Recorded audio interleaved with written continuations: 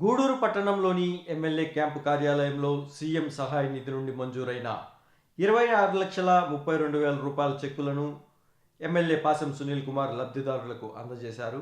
ఈ సందర్భంగా ఆయన మాట్లాడుతూ, పేద ప్రజల వైద్య ఖర్చుల నిమిత్తం టీడీపీ ప్రభుత్వం వచ్చిన తర్వాత 75 లక్షల రూపాయలు సీఎం సహాయ నిధి నుండి ఇప్పటి వరకు తీసుకువచ్చామని, ముఖ్యమంత్రి నారా చంద్రబాబు నాయుడు సీఎం సహాయ నిధి నుండి ఇస్తున్నారని, మీ లోకల్ నాయకులు కాదన్న విషయాన్ని నాయకులు లబ్ధిదారులకు వివరించాలని సూచించారు.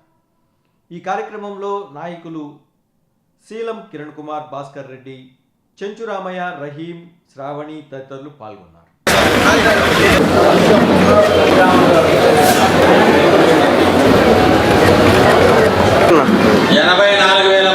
రూపాయలు 41,400. ఈరోజు నారా చంద్రబాబు నాయుడు గారు మొత్తం 29 మందికి మన కాన్స్టిట్యున్సీలో 24,32,000 రూపాయల 734 రూపాయలు ఈ యొక్క ముఖ్యమంత్రి సహాయ నిధి కింద ఈరోజు మనం తీసుకురావడం జరిగింది. అందరూ కూడా చెక్కులు డిస్ట్రిబ్యూట్ చేసాము.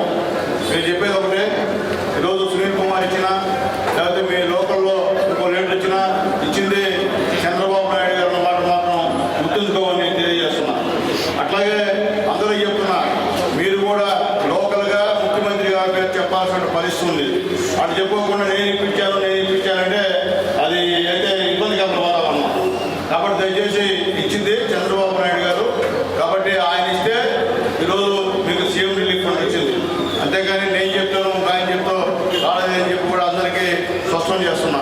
అట్లాగే ఇప్పటివరకు కూడా మొత్తం 75,60,617 రూపాయలు మన గూడూరు నియోజకవర్గంలో ముఖ్యమంత్రి గారి సహాయ నిధి నుంచి